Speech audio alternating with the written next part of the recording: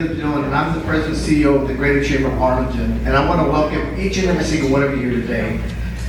One of the reasons why the Chamber puts these things on is because that's part of the mission and the vision of the Chamber of Commerce, is to make sure that we provide resources, advocacy, and services to everybody in the community. And we're really excited and blessed to have three amazing individuals in attendance here. And I'll tell you, running for office, and I was saying that this is the third forum. We had District 3 last Wednesday, we had District 4 Monday night, and we're having District 5 tonight. And I'm telling you, I'm tired, and I'm just doing this 3 times. These three individuals running for office, they're doing this every single day. So, you know, let's give them a round of applause just for wanting to do this. And a round of applause for me.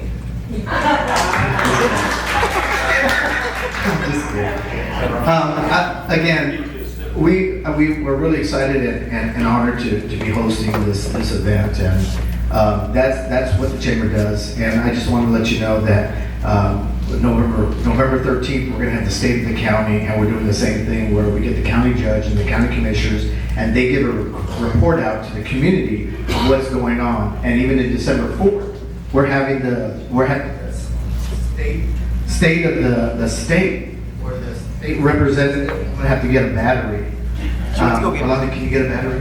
The state of the state. The state of the state, we're having the state rep and the senators give a report as well. So I'm going to introduce Ron, but before I do that, I want to make sure I get a battery because I don't want it to happen to Ron. But one of the things that we do here at the Chamber is we want to make sure, and we want each and every single one of you to leave the Chamber of Commerce. This is your house. And we want you all to leave this chamber knowing one thing, that this chamber is neutral, we are non-biased, and all we do is we provide the resources, we provide the services, and we provide the advocacy of what's going on. We have 3 amazing individuals that you're going to be hearing from today. It's going to be your call when you go home, you sit down, you listen, you pray, you talk to family, and then you make that decision of who you think is the best candidate for that area. But I want you to know that this event is going to be something that is going to be in a comfortable setting, because if this is in a comfortable setting, that means that we're going to get to hear the best of each and every single one of them. So one thing that we didn't want to do is I didn't want to moderate it, and I didn't want anybody else to moderate it that could have the perception of favoritism or anything else. So we were really, really blessed to have a friend, a partner in UTRGV. And Ron Garza is one of the top dogs at the UTRGV, and he has years and years of experience. And you're going to realize that when you see him up here taking the lead in quarterbacking on this moderating thing. But again, I just want to thank you. And before I do bring up Ron, you see little index cards on the chair. If there's something that you think that you want the candidates to respond to, please write those down. And at some point in time, Ron's going to go ahead and when there's a little break somewhere, just raise your hand and we'll get that box. Now, I think we may have room or time for maybe 1 or 2 only, so we may not get to all of y'all, but just let us know and write those down, and then Ron will let you know when we can pick them up. So with that said, as I bring Ron up to the front to do the moderating, I'm going to do a quick switching of the battery. So Ron, without further ado, this is your show. Ron Garza.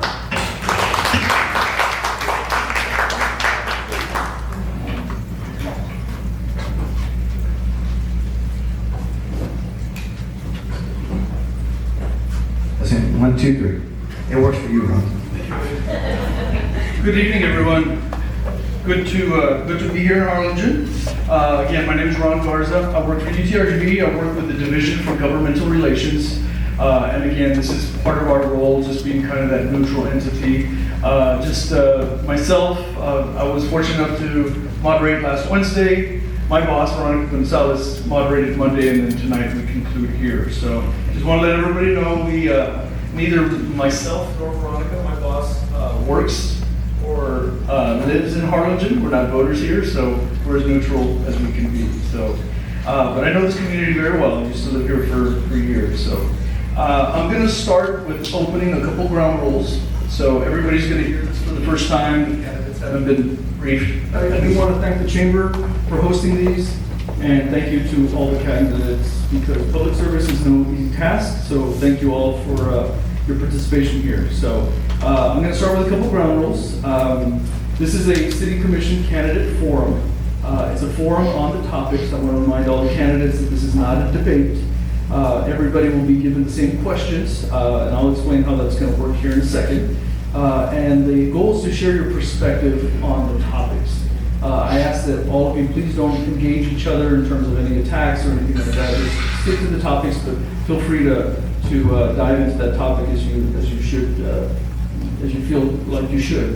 And I'll ask the audience the same thing. You're more than welcome to clap after responses, but please no heckling or any other responses, anything like that. If anybody has any kind of propaganda or any kind of flyers, if you do have those and want to pass them out, I just ask that you do that at the end of the forum. So, and again, Javier mentioned that those index cards are there. As you write questions, if you like the questions, you can just leave them here. And what I'll do is I'll select one or two, depending on time, on a topic that we have not covered, just to diversify the topics. All of you are sitting in the order that the ballot was drawn, so we're going to start here, and every response we're going to rotate, so everybody starts a new question. We're going to open with 1 minute, so you have 1 minute to choose any topic as an opening, and then after each question response, you'll have 2 minutes, up to 2 minutes. Don't feel like you have to use it every 2 minutes, but you have up to 2 minutes to respond to the question. And there is a timer right in front of you. You'll see it right here.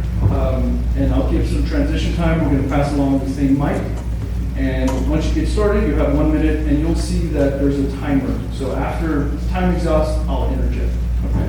And then at the very end, you'll have 2 minutes to provide your final responses. So I do want to remind everybody and the candidates that this is being recorded. It's not live streamed, so it's being recorded, and it'll be simulcast tomorrow morning. So you'll see that tomorrow morning. So since this is the third forum that we do, we wanted to diversify the questions so that they're not identical questions every forum. However, the topics are the same. So what you'll see in front of you are 8 topics, and I'm going to read out those 8 topics. City budget and taxes. Topic 2 is city operations. Topic 3, community development. Number 4, economic development. Number 5, infrastructure. 6 is public safety. 7, regional collaboration. And 8 is vision. So what I'll do, with the time allotted here, we'll have time to go through about 4 or 5 questions. So what we'll do before each one of those topics is there's 8 poker chips in here with a number. I'm just going to draw the number of each topic, and then that is the topic and the question corresponding to that. So, and again, as we go through, I'll repeat the topic and I'll repeat the question for each one, so you don't have to remember. So, any questions? And I'll repeat this as we go on. Any questions? Okay. So, Commissioner, I will start with you with 1 minute. 1 minute for opening statement. Well, I want to thank everybody for being here. My name is Rini Perez. I am the current Harlingen City Commissioner for District 5. I am a Harlingen resident. I've lived here my entire life except for some stints in the United States military. I was born and raised here, like I just said. I was born in the housing projects of Los Vecinos with a single mom who raised me as best as she could on a limited income. Went to all the local schools, graduated from Harlingen High School South. And after high school, I felt that I had to join the military, so I joined the United States military, where I served in Iraq, Operation Iraqi Freedom. After coming back from the military, I decided to finish my education, which I did finish, getting 2 degrees, one in government and one in history. And then I decided to become a teacher. So I decided to embrace my love for history, became an AP US history teacher, and well, time's about to run out. And that's me. I'm a teacher, I'm a veteran, and I'm your commissioner. You can pass the mic there. We'll reset the time. Mr. De La Rosa, go right ahead. My name is Ruben De La Rosa, born and raised in Harlingen, Texas, former city commissioner from 2015 to 2021. So people ask me, why didn't you continue being a commissioner? Well, Harlingen has an ordinance And we were planning to move to District 5. So in 2021, we built a house in District 5. Now we live in District 5 for the last 2 years. I went to school here in Harlingen, graduated from Harlingen High. Currently, I work for Texas Almost College. I am the director for the technical programs. I oversee 6 technical programs. I also teach air conditioning and refrigeration for the past 24 years. In my line of work, I train students, I teach them, and I put them out in the workforce. I'm also married, and I have 4 children, all in Arlington South, and I have my wife, and my brother and my sister, and my brother-in-law. So, thank you.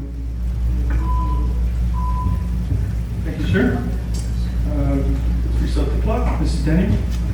Good evening. My name is Nikki Alvarez Daniel. I want to thank the Chamber for hosting this event and giving us the opportunity to talk. A little bit about me. I am from Harlingen. I was raised here. I graduated from Harlingen South. I am a police officer. I got a master's degree in criminal justice as well as a bachelor's degree. I am a Texas police instructor and master peace officer. And even before running was a thought, I care deeply about the community, and I'm so glad to see people here coming in and showing their support for these candidates. I know it's not an easy place to be when you're running for office. I mean well, I have the best intentions for the city of Harlingen in my district, and I hope I'm giving a chance to advocate for District 5. It would be an honor. Thank you.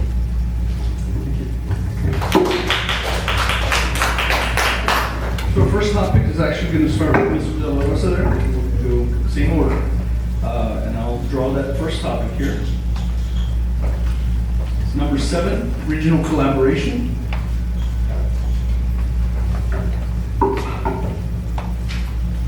So please share your beliefs on regional collaboration with other cities. Should we do more or less, and why? We should have a regional collaboration with the surrounding cities. We do provide services like for Combs, some of the other cities, Palm Valley. We do provide fire, which again, we have a contract with them, so they do pay for these services. We also have the waterworks out there. I do believe that we should. At one time, as a city commissioner in my first term, we even had a collaboration with the city of Matamoros. We helped each other out. Back then, the mayor was Letty, and we did work closely with them, but we did have a good relationship. We also collaborated with Hidalgo County. We did have some good relationship with McAllen.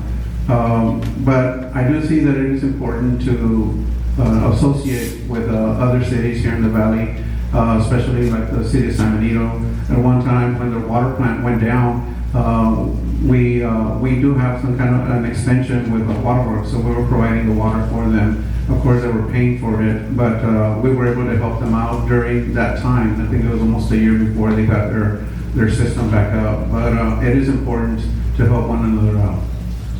Thank you. Am I passing the mic? Okay. Mrs. Daniel, same question under regional collaboration. Please share your beliefs on regional collaboration with other cities. Should we do more or less, and why? I know that we collaborate with neighboring cities when it comes to emergency management and whatnot. I know right now some important topics in the valley are water scarcity, collaboration and partnerships with Cameron County officials, Willacy, Starr County, Hidalgo are important when we're talking about water, drinking water. Maybe in the future collaborations for us to be able to sustain ourselves, through water wells, kind of like East Honda does. I think that's really important to touch up on, and those are really important partnerships to have. So yes, I would like to see more. Thank you. Passing the mic. Commissioner, same topic, regional collaboration. Please share your beliefs on regional collaboration with other cities. Should we do more or less, and why? I'm all in when it comes to regional collaboration. I think only through collaborating with other communities can we fully reach our full potential as a valley to get things that we need down here in the valley. I know I know recently under the new administration that we have, I know we've been having, like the mayor, for example, she's been having meetings with the mayors from Bronzeville, from San Antonio, from Musico. I know I've been to one of those meetings, and they all collaborate and they help share ideas. And the main focus on that is also not only to share ideas, but to come up as one group. Because if you come up as one group, and then when you go to the states, when the state legislature meets, and when you can meet, and when you show up as a region, you have more of a chance of getting the things that you need. If you're just coming in, oh, this is Harlingen, this is Brownsville, this is McAllen, instead of fighting with each other, if we join together in one force and say, this is what we need from our state leaders, this is what we need from our federal leaders, I think we can get more of the funding that we need for the infrastructures needs that we have here, and also for other various needs that we have here in Cali. Excellent, thank you. I'm going to pass that over to your left. Ms. Daniel, you'll start this question. Topic here is topic number 6, public safety. So again, topic is public safety, and the question is, what is your approach to funding decisions related to police, fire, and public safety? Okay, so I am a police officer, and I know firsthand the challenges that we face, especially in the realm of law enforcement. And law enforcement is one of those very dangerous and underpaid jobs. And so I think supporting our first responders is really important. Giving them the tools and the resources and equipment that they need is a top priority for me. Can you repeat the question? Sure, of course. What is your approach to funding decisions related to police, fire, and public safety? Okay, so I mean, if we, given the budget or looking at the budget, I think that, if there's some areas that we can cut to provide some more financial support for our police, that's really important. Looking around and seeing what's important and prioritizing moving things around is definitely something that I definitely look at so that we can offer them, the best financial support. Commissioner, response goes to you. Public safety. What is your approach to funding decisions related to police, fire, and public safety? Once again, I would say I'm all in when it comes to public safety. I know one of the first things I did when I got elected, I was actually eating at Wing Bar, and I saw a group of men that were staring at me from a table. At first, I was a little flattered, but then I ended up realizing who they were. They were police officers. And I went up to the table and I asked them, I just been elected, and I asked them, okay, as a commissioner, what can I do for you? And one of the things what they brought to my attention was that a couple years earlier, the city had gotten rid of the TMRS system for not only the city employees, but for the PD. And because of that, we were losing some police officers that had a lot of experience. And that was not a good thing, because think about it, when you have police officers, you want officers that have experience out on the streets taking care of our public safety. Well, they told me that's the number one issue that they had. So right off the bat, what I did is I went to work. I spoke to our city manager, I spoke to the mayor at the time, what could happen, and they were kind of negative and bringing back TMRS, and I didn't get that much information. So what I ended up doing myself is I reached out to TMRS myself, and I contacted them, I told them what we needed, and I asked them if they could come to one of our city commission meetings. They came down to one of our city commissioning meetings, we had a meeting, we introduced bringing back TMRS. So eventually, long story short, we were able to bring back TMRS and bring retirement benefits back to our PD. Also, with the fire department, I was also voted in favor of giving them a 3% raise. The police and the fire were two entities in our city that for a long time had felt neglected by the city leaders. But lately, they're quite the opposite. And that's why I'm proud to say that I'm the first and only commissioner in the city in the history of Harlingen that's both been endorsed by the Firefighters Association and the Harlingen Police Officers Association, because they know that when it comes to funding them and providing the equipment that they need in order to do their job, they know I have their back. Thank you, Commissioner. Ms. De La Rosa, same topic, public safety, and the question is, what is your approach to funding decisions related to police, fire, and public safety?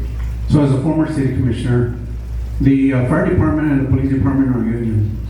So basically, we can't really tell the officers and the firefighters what to do and how to do it. We have to go through their chiefs. The chief is kind of a city employee. Now, being a union, they have their guidelines, what they can do and not do. And their funding is done in April. Their representative meets with their city manager and they discuss the budget, they discuss the raises. Now, I do believe in them. I do, another thing, let me go back a little bit. So the budget of the city is like a piece of pie. It's a pie. 60% of the pie, before anybody gets any of the funding, goes to fire and police. They always get the raises, they always get the equipment that they need most of the time. We always approve their grants. They would come before us, they got a grant for cameras or whatever it may be. We never denied anything to them. We believe in them. There's only so much that we can do. I did have police officers approach me and tell me, hey, we need this, we need that. Uniforms was one of them, the big issue with them. And at that time, I told them, we gave the chief the budget. He's the one that allocates if you get new uniforms or not. We can't do that on the side. So being union, I told him you have to go through your union rep, talk to them so he can talk to the chief. So, but I do believe that they're good people. We do need them. We've never denied them. We've approved. A fire engine has a life expectancy of 15 years.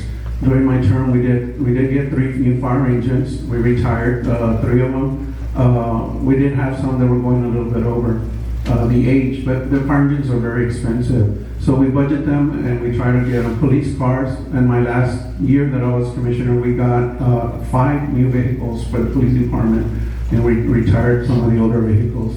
But as commissioner, I never denied them any of the safety or any other pay raises.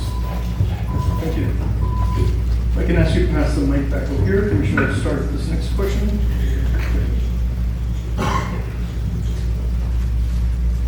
Number 8, your vision.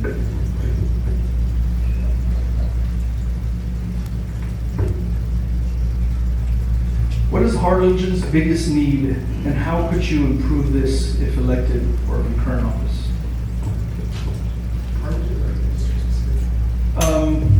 However you'd like to interpret that, but what is Harlingen's largest need? You can't isolate that to your perspective as a district.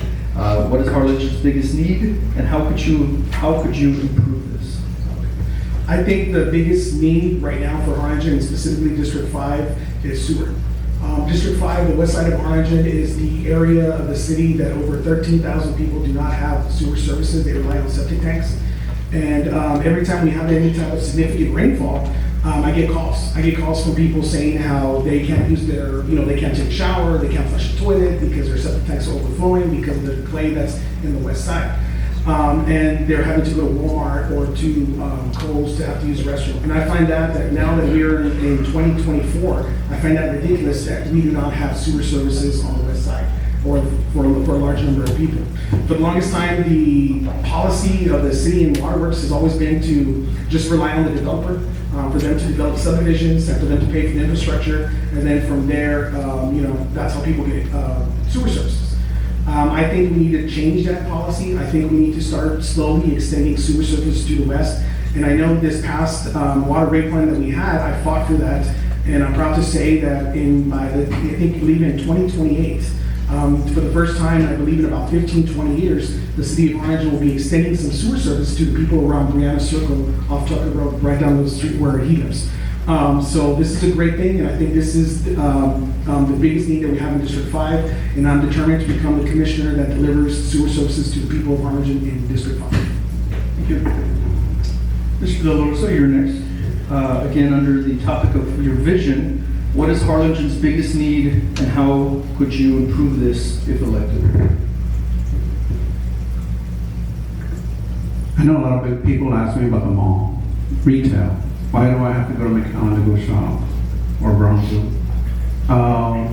Also, entertainment for family.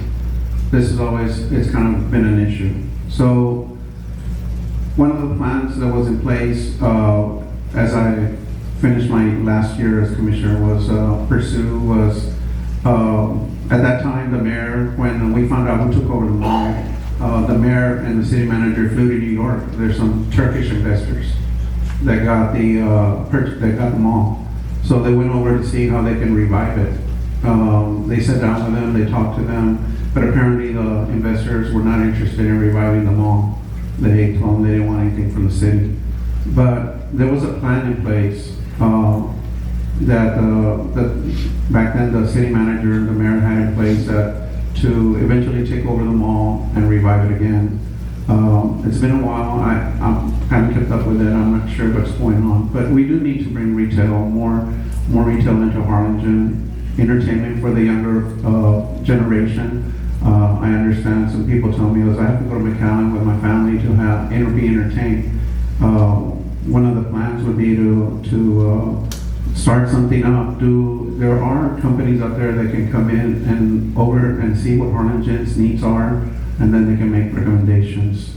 I know my brother lives in Austin, and there's a lot of entertainment out there that can eventually be brought to Harlingen, but we need to seek funding and also maybe even possible some grants from the state, or maybe we can bring some of those and find locations here in Harlingen to entertain our youth and our young families. Thank you. Danielle, same question under the topic of vision. Your vision. What is Harlingen's biggest need, and how could you improve this if elected? Okay, I'm just going to speak for District 5 and just things that I've seen and people I've spoken to up on my block walks is the infrastructure, and sewage came up, and so did flooding. And you know, and I understood from just hearing our city officials that, you know, sewage for Grand Circle, that's one of the areas that's been hit hard by the sewage issues. There is a timeline, and I think that staying in collaboration with, you know, local, state, federal officials for grants, funding to improve this infrastructure is something that I would definitely prioritize, and I think that needs a lot of help. I think those would be those main two, flooding and sewage. Those are the biggest issues that I've seen. Thank you. Mr. Deloso, so you'll start this. Just a time check. I know we started a few minutes late, but it's 6 o'clock. And just another reminder to the folks in the audience, there's index cards in front of you, and feel free to write a question. And near the end, I'll collect those, and we'll try to diversify the topics here. Mrs. Daniel, I can't see your water, but do you need another water? No, I'm good. Okay, Thank you. thank you. Next topic is number 5, under infrastructure.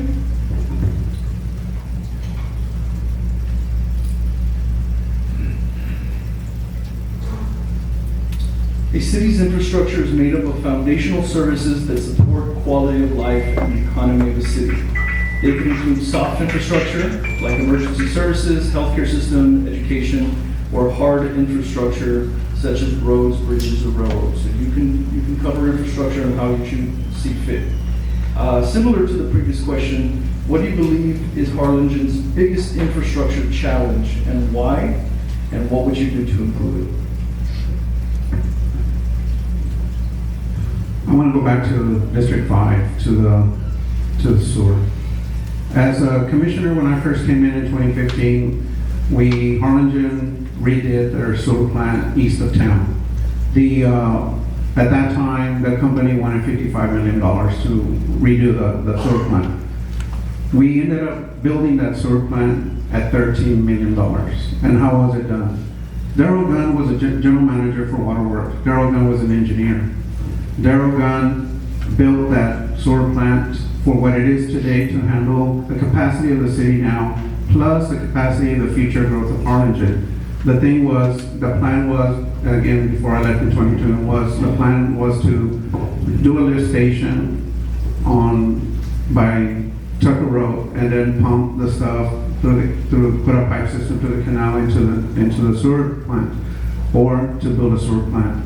At that time, Darrell Gunn retired due to his health, but my plan would be, if elected, would be to, yes, put a new sewer plant on the west of town, but hire a project manager that's an engineer that has the qualifications like Darrell Gunn, and build it in-house and save a lot of money to the citizens of Harlingen.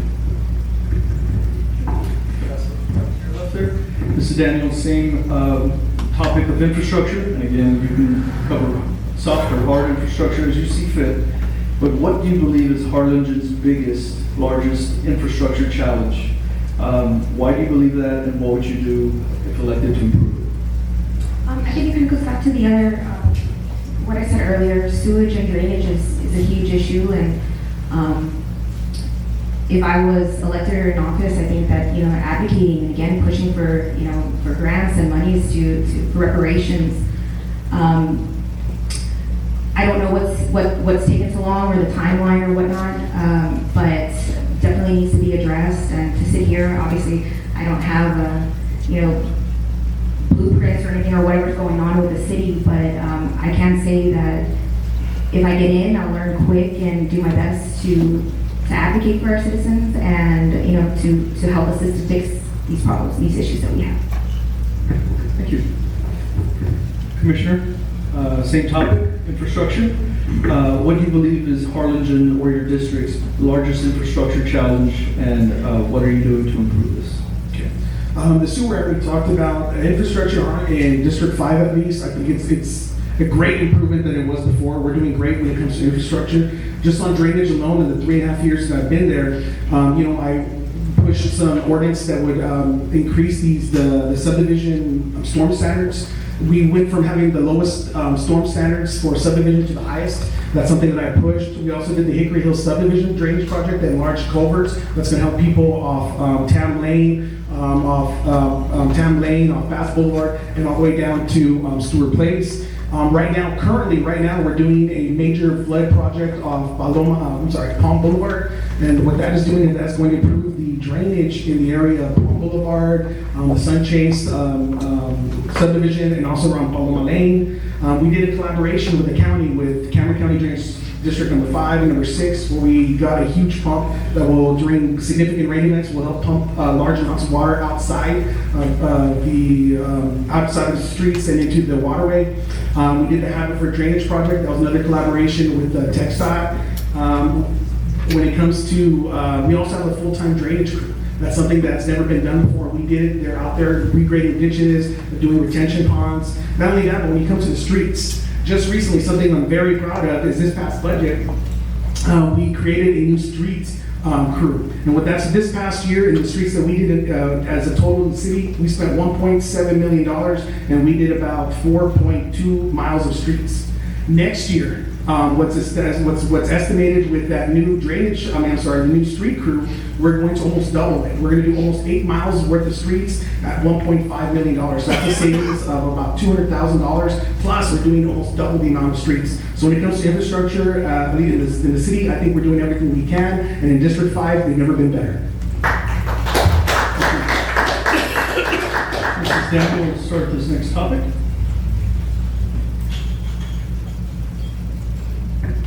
Number 1, city budget and taxes. The question, again, the topic is city budget and taxes. Question is, please describe your overall tax policy. What are your beliefs in lowering or raising city taxes and why? Okay, I think transparency, especially when it comes to policy, I think there's a lot of misrepresentation that's happening.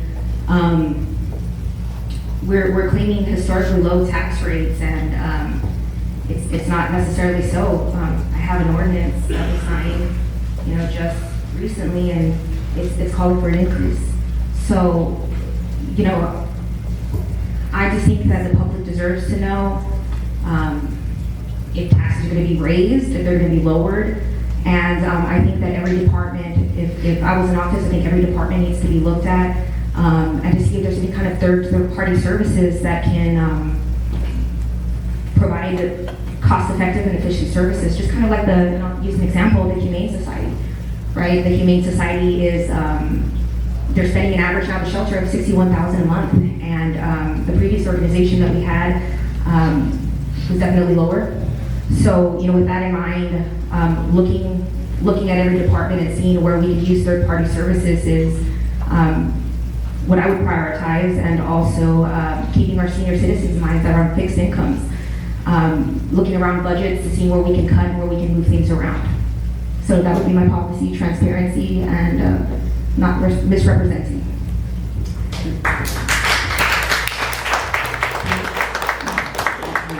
Response on this? Again, topic is city budget and taxes. Please describe your overall tax policy and your beliefs on lowering or raising city taxes and why. I agree 100% that there has been a lot of misrepresentation when it comes to the taxes in the city. For the second year in a row, we have lowered the tax rate, and we're at a historic low since 1998. When people say that we've raised taxes, it makes me wonder if they actually understand how that works, how taxes work. What happens is that the tax rate is what the individual themselves pay per $100 per assessed value. So when the tax rate, we the city only control 20. One when someone gets a tax bill, the tax bill has several different entities. Okay, the city of Harlingen is only one small entity of that. We have about maybe 27% of your bill is to the city. What we can control is the city tax rate. And for the past 2 years, we've been lowering the tax rate every year. It has never been lower since 1998 was the last time. That's the record that we have. Since 1998, that's the lowest it's ever been. The thing is, while some people may have higher taxes, it's not because of appraisal district. What they keep on doing is they keep on raising everybody's property value. Okay, we have no control over that. If we did, we would do something about it, but unfortunately we don't. As a city, the only thing we control is the tax rate, and that's what we've lowered in the past 2 years. As for my policy, I believe in lowering taxes as much as possible, but at the same time extending city services. Like this year, like I'm mentioning again, we lowered the tax rates, and at the same time, we're able to expand city services. We got all this new equipment for our public works department, which enabled us to go ahead and get that street crew that we have now. So instead of having to contract out street infrastructure like roads and things of that nature, now we can do it in-house. And since we can do it in-house, we're going to be saving money. So not only are the residents getting lower taxes through a lower tax rate, but we're also expanding services to make sure that they have the better infrastructure that they need in order to go about their daily lives here in the city of Harlingen. Mr. De La Rosa, same topic, city budget and taxes. Please describe your overall tax policy. What are your beliefs on lowering or raising the city taxes and why? Well, like Commissioner Perez said, Harlingen has been keeping their taxes low, even when I was in office. There was a time in 2020 when all the commissioners and the mayor, we traveled to Austin because there was a bill that was going to be presented in Austin. We all sat down with the Speaker of the House and we told him how Harlingen hadn't raised taxes in 15 years. And we had been operating okay with the budget that we had, but passing that bill was going to affect the city as far as us getting blamed for the raise of taxes. And pretty much the commissioner flat out told the mayor, he goes, it's out of my control, talk to your representatives. Later on that afternoon, the representatives voted on it and the senators, and it passed. So being with that, we did get blamed. We got back, we raised it, the taxes went up, we got blamed for that. But it wasn't Harlingen that was doing that. That's when they did the teacher pay raises across the state. And that's the bill that passed through. They needed money to pay those increases that they were looking to pay for the teachers. So we still didn't raise the taxes. The taxes stayed the same. But the city, I think we have a real good finance department in the city of Harlingen. The finance office that we have, they try to do as much as they can with the money that they have and extend the services that Harlingen offers to their citizens. So with that said, I think we have a healthy budget. If elected into office, I'll look and see where we can probably lower the tax. But with the way things are right now, I don't believe in increasing taxes. We're going through a hard time with inflation going through our country. It's expensive today, and we're seeing it. Everybody's feeling it. So I wouldn't increase taxes right now. Maybe just keep it at where we're at. Thank you. Time check for everybody, it's 6:12. We're going to draw one more question and then take any questions from the audience. And take those questions, you have to write it down, so we're getting to the last call to submit them, and feel free to just pass them up here. Commissioner Perez, you'll start this response. Next topic is number 3, community development. Under the topic community development, housing prices and apartment rentals are at an all-time high. What are your beliefs towards future housing developments, the corresponding zoning codes, and what should we encourage more of and how? Would you like me to repeat that? Sure. The topic is community development. What are your beliefs towards future housing developments? Any related zoning codes to that, and what should we encourage more of in terms of housing and how?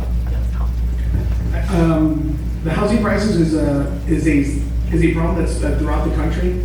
And here in Harlingen, we do have a housing shortage, I believe. The way it works is that basically, my feeling on that is that we need to encourage growth in our city by with these different subdivisions that we're having. And it feels like almost every meeting that we have, we sign off on another subdivision that's coming in. Just recently in this past meeting, there's a new development that's coming in. And this development that's coming in is for affordable housing. And we went ahead and what we did, we approved an ordinance. On first reading, we did this in order to give a kind of an exemption. Right now, when a subdivision comes, there's a park fee that they have to pay. All the subdivision owners have to pay a subdivision depending on how many doors they have. And what we were doing is with subdivisions that are coming in that are going to be building affordable homes for those people that are low income and need a home, then we're going to exempt them from that to hopefully foster more building of more affordable housing. And I know District 5 right now, it's at the heart of all the growth that's going on right now in the city of Harlingen. Wherever you drive in District 5, you're about maybe a mile at the most from a new subdivision that's being built. And I think the more subdivisions that we bring in, it's supply and demand. Once you have a large supply of homes, I feel that the prices of the homes will eventually go down. And that way, that will improve that. Thank you. Ms. De La Rosa, same topic in question. Under community development, I'll read the full question again. Housing prices and apartment rentals are at an all-time high. What are your beliefs towards future housing developments and any corresponding zoning codes, and what should we encourage more of and how? I see there's a lot of development in Harlingen. As far as pricing goes for houses, I built my own. Well, I subcontracted it, but COVID did a number on us. What I mean, did a number on us, lumber. Lumber skyrocketed during the COVID period. Right after COVID is when I started building my house. You would buy a sheet of plywood at Home Depot for $8. During COVID, it was $50. When I built my house, it was $19. And the price hasn't really gone down. I don't foresee prices really going down on lumber. That's what's taming the high price on construction, on new homes and apartments. So as far as pricing goes for homes, I think they're gonna be steady. Any new home's gonna average maybe between $80 to $100 a square foot because of the pricing of the lumber and of materials and labor. As far as zoning, we need to look into Harlingen as far as where do we want multifamily apartments and where we want residential. There are areas in Harlingen, especially in District 5, you have real nice homes. We pay a lot of taxes, and we really don't want to see multifamily there. We want to see nice, beautiful homes being built in those properties, in those pieces of land. But we need to look at Harlingen and say, hey, you know what? For example, if you cannot build a home past the landfill of Harlingen because it's been designated as an industrial park. We had a church during my commission that bought 5 acres right as soon as you cross the canal on 54th Street. They wanted to build a church. We had to deny them because there's an ordinance that where that canal is east is all considered industrial. So there are sections in Harlingen that are up in zoned already, but we need to do the same thing with apartments. We need to look at Harlingen and say this is where we're going to be designating for multifamily and direct contractors. Thank you, Mr. Dolores. Thank you. Last response to the same question? Let me repeat that. Yeah, can you repeat? Sure, of course. Under the topic of community development, housing prices and apartment rentals are at an all-time high. What are your beliefs towards future housing developments and any corresponding zoning codes, and what should we encourage more of and how? I think kind of like Mr. De La Rosa said, encouraging builders and affordable homes, but with respect to designated areas in the district. And I also, talking to citizens and people in District 5, they're upset with certain developments coming up, worried about their property value. So yes, I think that coming in and affordable housing coming up, I think with just respect to the areas that they're designated in District 5 is great. I always encourage growth. Thank you. We're going to move to the audience questions, and I summarized them and kind of combined some versatile topics. Mr. De La Rosa, you'll have the first response to this. What ideas and strategies would you implement to help grow Harlingen's economy? Specifically, part of the audience question is, should Harlingen build a 5,000 to 10,000 seat arena to add revenue to our city? Former Mayor Rick Rodriguez, where the Bass Pro sits, was a designated area where he wanted to build the arena before Hidalgo did. It got turned down by the city commission. Otherwise, we would have had that arena. I believe that we do need entertainment, and that would fall under entertainment. We would need something here because right now we have to travel to Edinburgh, got the Bird Dogging Arena. Hidalgo has a State Farm Arena. We really don't have anything here locally in Harlingen nor Brownsville. So I know they wanted to build an arena by Rancho Viejo that was put on the ballot for last election from the county. But I think Harlingen, we're centralized. We have the airport. Soon we're going to have one of the biggest airports in the valley. So if we have an arena, it should be in Harlingen. I think we need a venue to attract people. Also, this helps us as far as tax revenue. When we have a venue like that, people come and stay here in our hotels. Those are taxes that come back to the city. They eat in our restaurants. That's money coming back to the city. So I think that would be a positive thing. And if I had anything in mind, it would be between probably Harlingen and La Feria.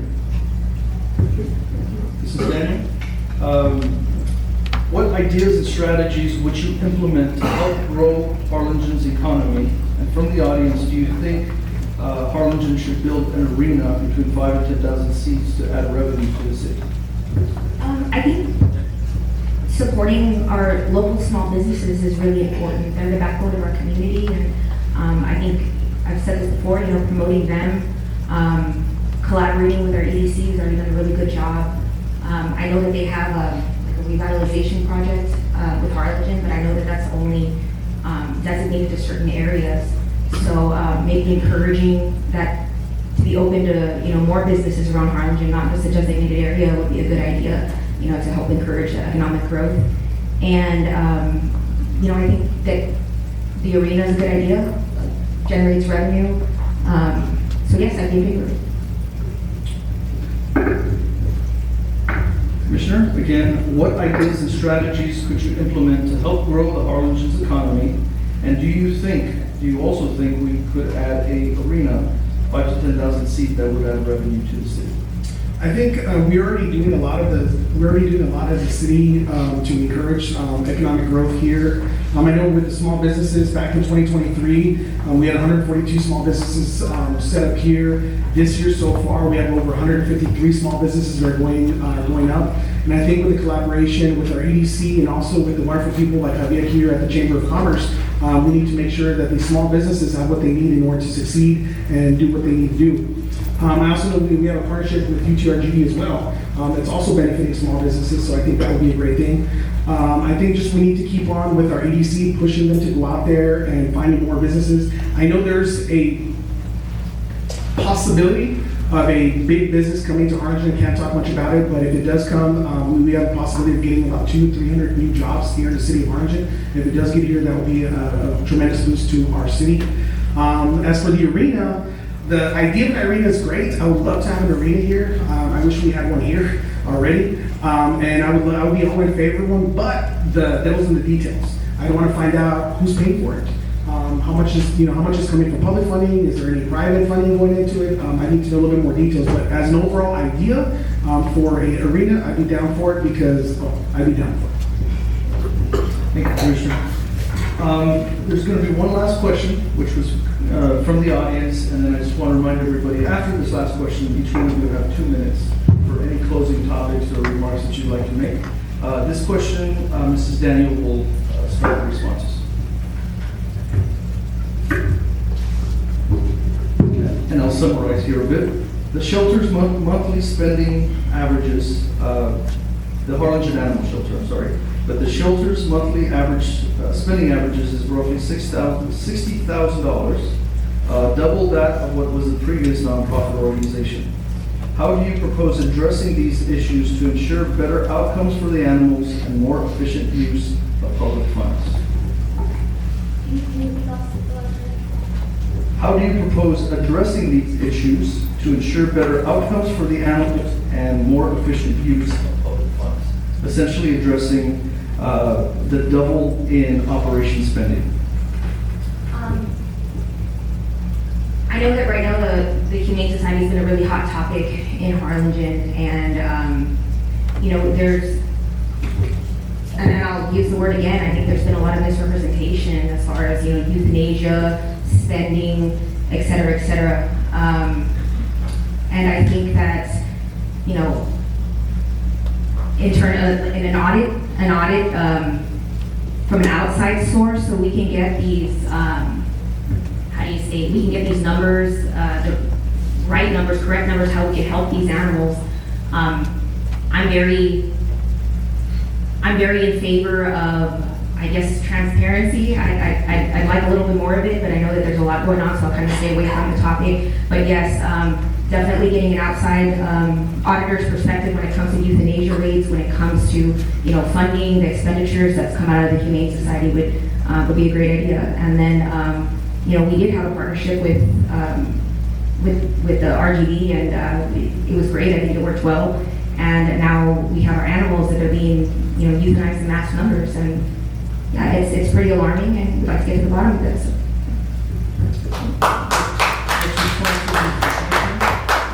And I'll repeat the question and repeat that this was an audience submitted question. The shelter's monthly spending averages $60,000, double that of the previous nonprofit organization. Well, first, How would you propose addressing these issues to ensure better outcomes and more efficient use of funds? first off, I would question that amount. I know it's coming from the audience, and I know in this time, it's election year, and a lot of people are spreading all this misinformation, so I would question that amount. I prefer to get the information from the city over the 60,000. But I think our animal shelter, our Harlingen Animal Shelter is doing an amazing job in a very challenging situation. What the Harlingen Animal Shelter is doing right now is providing a lot of care and love for a lot of these animals that are picked up or abandoned or abused and sent to their area. Compared to the previous organization, I think it's a big improvement. When it comes down to transparency and accountability, that's what we have now. We did not have that before, but we have that now. And I'm thankful for having the Harlingen Animal Shelter and for all the employees that do their best there at the Harlingen Animal Shelter. I'm extremely proud of them. I'm extremely thankful for their service to the city. But while addressing the euthanasia, it is a tragic thing when any animal, gets euthanized. But unlike the previous organization, the Harlingen Animal Shelter accepts all animals. We accept all animals from the city residents, and we also accept animals from animal control. This was something that was not done previously. But overall, I think the city is doing well on the Harlingen Animal Shelter, and I am proud of the work that they're doing.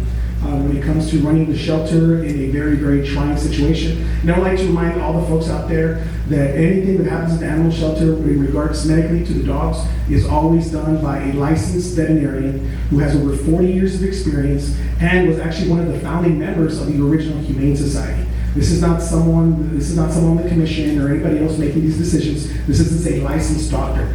So for all these people that are bringing that up, unless you have the same qualifications, then I would ask you that you take consideration that Dr. Kellogg, who is our veterinarian, knows what he's doing.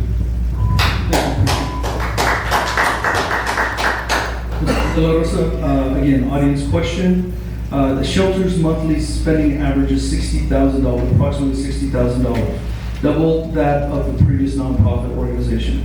How would you propose addressing these issues to ensure better outcomes for the animals and efficient use of public funds? Well, to start off, I'm an animal lover. I have 3 dogs, a cat, a parrot, and 4 lovebirds. So that doesn't say anything. I don't know what else does. I'll tell you one thing.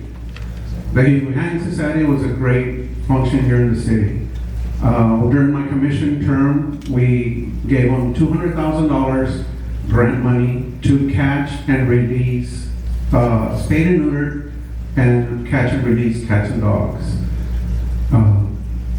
I mean, I was one of the ones that's in favor of that. But what it is. It's a learning example now. I hope that, that our city leaders can mend that and we can bring them back. I use their services also. I've gone and visited them during my term. So we need to bring them back. Whatever it costs, it was only a fraction of what it's costing today. So I think our leaders need to look at it and start to mend that back. And also, I think if we have the Humane Society back, the adoption program would be back in place where not so many animals would be euthanized today. They would be adopted, But now, where do you go to adopt an animal? So we need to work, our leaders need to work and bring it back, bring it better than what it was, and, let's keep moving forward. Thank you.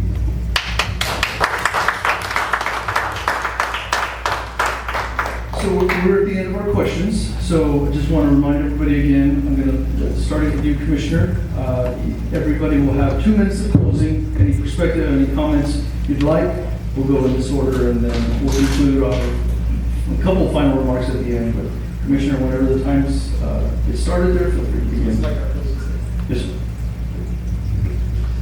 Okay, I want to thank everybody, the chamber, for putting this on. Thank you, Javier and staff. You guys were fantastic. What I would like to tell all the people that would hopefully eventually watch this is that our city is doing fantastic. Our city is on the rise. We have entered new levels of transparency, accountability, infrastructure. We're thinking outside the box. The city is on the rise. It is an election year, and there are a lot of people doing doom and gloom because it's an election year. But what I would ask each and every single person in the city of Harlingen, especially in District 5, if you're in District 5, look outside, look at all the infrastructure, look down your streets, look how the streets have been improving, look how the drainage has been improving, look at the businesses that have been coming to our district. We got walk-ons, we got Academy, we got Black Bear Diner, we have Wings and Rings that are coming down.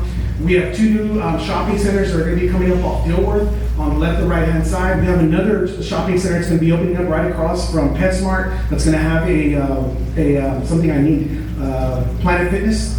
Okay, so we're gonna have that. I mean, Harlingen is booming. It's great. We're breaking records when it comes to permits. I believe it was last year we broke the all-time record of over $176 million of new permits.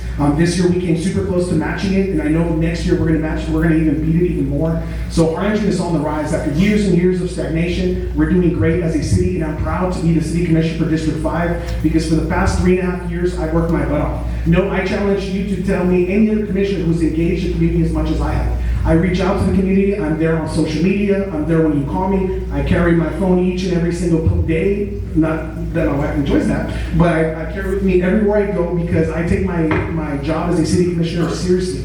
Because not only I've taken 2 oaths in my life. I took 3 oaths. You forget my marriage, but I took another one. I took one in the military, and I took one over here as a city commissioner, and every single decision I've ever made has been in the best interest of the city of Harlingen, and I stand by every decision and every vote that I've ever made. Thank you.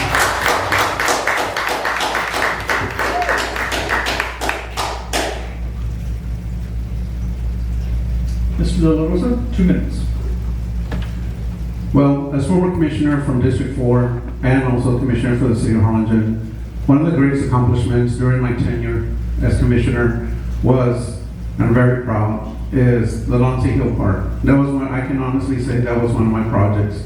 One of the things that I did in 2015 when I came in, I said I was city manager and the mayor, and I said, I want Harlingen to be the only city to have the first destination park south of San Antonio, because there was no special needs park at that time.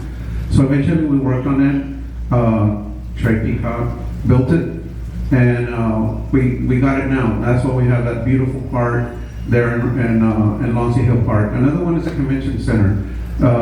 At that time, I sat down with the mayor and we sat together and we talked, and we said, well, Mayor, we had already discussed the convention center and said we need a new city hall. We need something, a one-stop shop.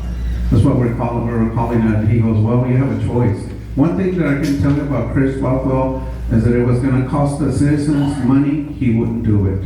So he said, you have to choose one. You either choose a convention center or you choose a new city hall. I said, let's go with the convention center. So we got to the convention center at no cost to the citizens. This building, 9-story building downtown, was an eyesore for years.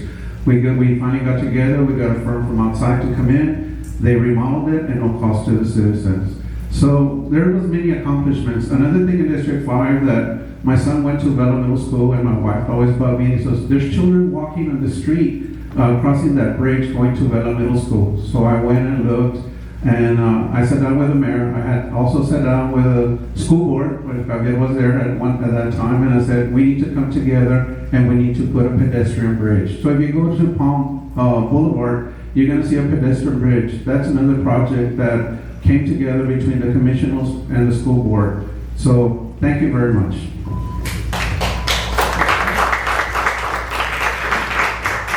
Danielle, 2 minutes. Well, I just want to thank everybody for coming and, closing out the majority of my adult life has been dedicated to public service, and whether it be in the realm of, policing or the community, trying to volunteer, to be active in there. The city of Harlingen means a lot to me. I'm sure it means a lot to all of you, all to be sitting here, hearing us talk and what we can offer the city. And I think one of the biggest things is, the transparency. I can say if I'm elected, I will be transparent, I will be respectful, and of course, keep our citizens in mind. I hope I'm afforded the opportunity, and it's not here to, point back on anybody's shortcomings. That's not what I'm here to do. I care about animals and people alike. The Humane Society has, been near and dear to me, and I'm glad that, Mr. Dolores had brought it up, that I think it's important to establish those, those collaborations again, for the benefit of the animals. I'm an animal rescuer. Currently, I was just hired as an animal cruelty investigator, so, that cause is very near and dear to me. And not even with so much of priority and focus on animals, people. I love people, and I think that that's reflected in my community service. I care about the community. I care what happens to Harlingen. I care about growth. So, with that being said, thank you for coming here. Thank you.